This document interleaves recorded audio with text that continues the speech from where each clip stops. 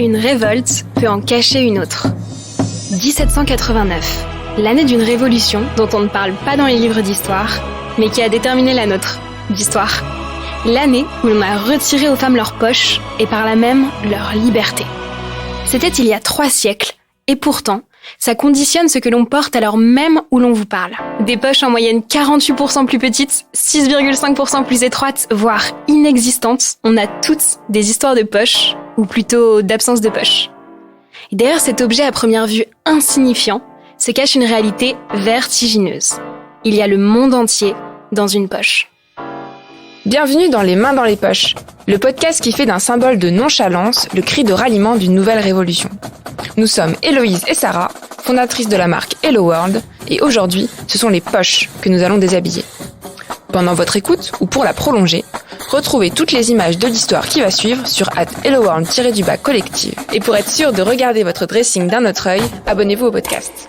Pourquoi ce podcast s'appelle Les Mains dans les poches ? À première vue, ça raconte l'immobilisme, voire le repli sur soi. Pas franchement ce qui va nous aider à surmonter 2021. Mais pour nous, c'est plus que ça. C'est le début de notre projet, de notre révolution. L'élément déclencheur qui nous a amenés à quitter nos jobs de publicitaires bien rangés, à lire des thèses obscures de 500 pages en anglais, mais surtout à re-questionner ce que nous portons, au quotidien, à commencer par la poche. D'ailleurs, Héloïse, allonge-toi sur le divan, c'est l'heure de raconter ton histoire. C'est par quoi tout a commencé. Vous vous attendez sûrement à une anecdote folle, où je découvre le secret des poches lors d'une soirée privée entourée de l'élite de la nation. Pourtant, ce que je vais vous raconter est d'une banalité affligeante. Acte 1, entrée dans le métro, la protagoniste a les mains prises et cherche son passe Navigo. Acte 2, elle range son téléphone dans la seule poche à sa disposition, celle de son manteau. Une poche large, ouverte et bien sûr béante. Acte 3, le téléphone change de propriétaire, adopté par un gentil pickpocket.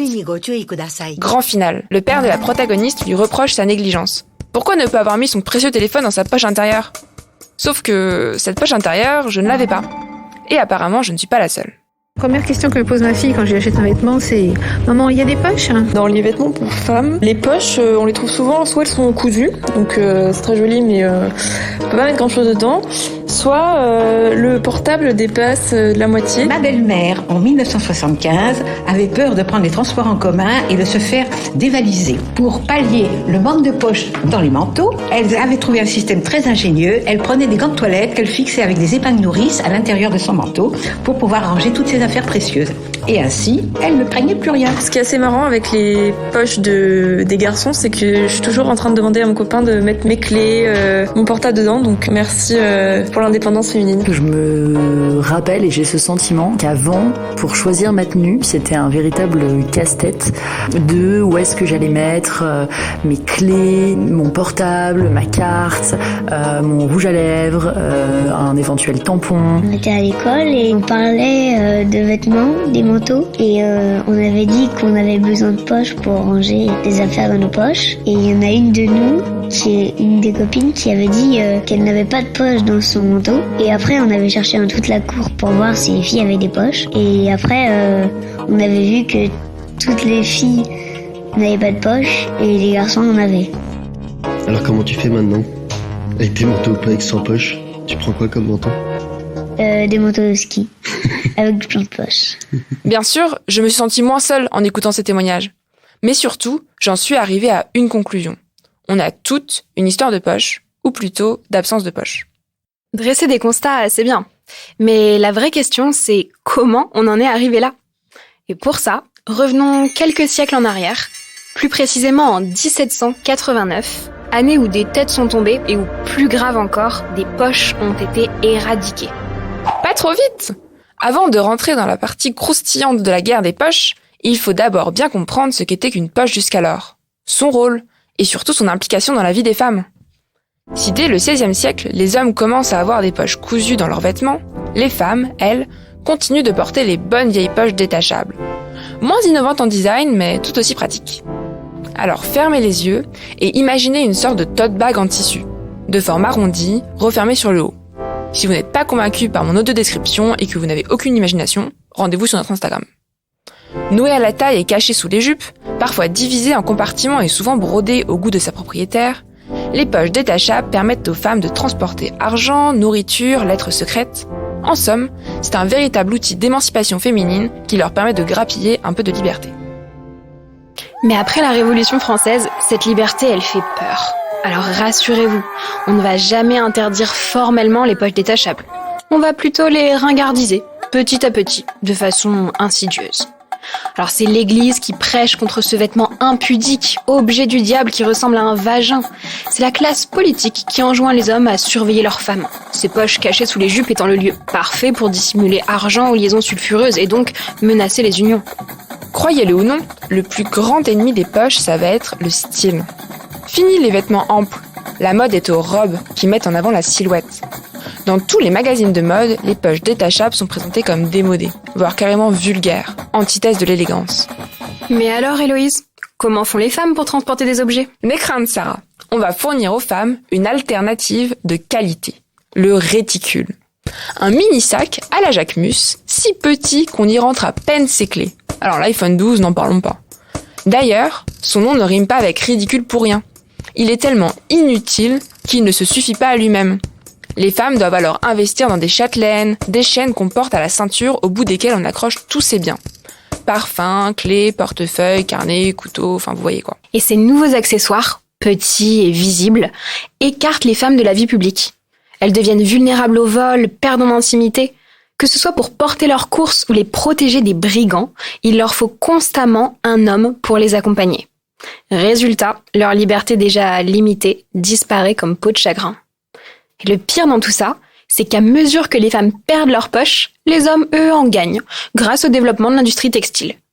Maîtres des finances, du temps ou encore du savoir, les hommes héritent de poches pour l'argent, pour la montre, pour le carnet ou encore le cigare. Et ça fait bondir la Rational Dress Society, une association politique et féministe, ancêtre des suffragettes, qui se bat contre les restrictions vestimentaires comme le corset et la robe obligatoire, et qui va faire de la poche un cheval de bataille à part entière.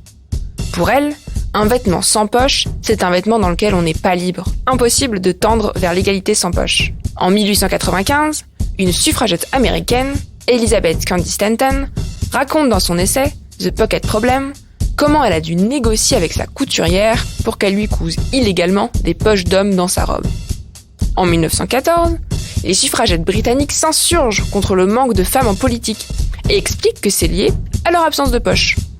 Pour appuyer leurs propos, elles vont manifester avec des poches géantes et faire de leurs poches des outils de démonstration de force. Elles y cacheront par exemple 2 explosifs. En 1916, un journal anglais, le Draper's Record, explique pourquoi c'est important que les femmes aient des poches, pour des raisons de sécurité.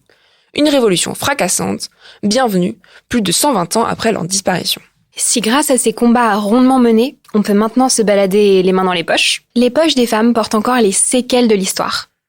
Absence de poches intérieures, poches microscopiques ou inexistantes, le chemin est encore long.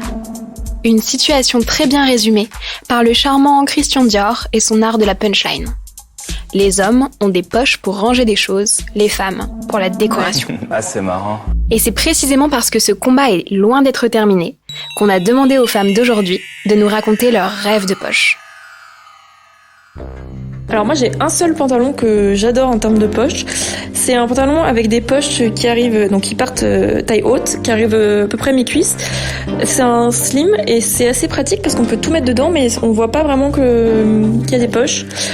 Il y en a aussi à l'arrière, donc il y en a 2 devant, 2 derrière, comme un pantalon de garçon, ce qui reste quand même slim et ça change pas la forme de mes pantalons habituels. Mon rêve de poche est devenu réalité le jour où j'ai emprunté la veste de mon mec. C'est une veste basique Célio avec une énorme poche kangourou devant qui te permet en fait de mettre tout ce que tu veux. Donc c'est génial, je sors sans sac maintenant, je mets tout, je fourre tout dedans et c'est la liberté assurée. Alors mon manteau préféré est celui où on a une poche intérieure qui permet où on peut ranger des affaires secrètes et elle est près de la fermeture éclair. C'est très pratique parce qu'on peut ranger des affaires secrètes et j'aimerais bien que tous les manteaux aient des poches comme ça. Alors mon rêve de poche, c'est déjà qu'il y en ait. C'est la première chose que je regarde dans un manteau, dans une veste et j'ai presque une angoisse d'insécurité quand il n'y en a pas. Parce qu'en fait, je sais que mon attitude automatiquement sera pas la même, que je vais avoir les mains ballantes, je vais être décontenancée, je vais être en recherche de quoi faire de mes mains.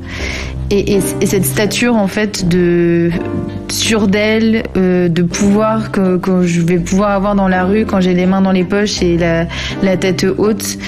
En fait, ça me terrifie de me dire que je deviens vulnérable dans la rue si j'ai pas ça, et que tout se tient en fait dans une poche.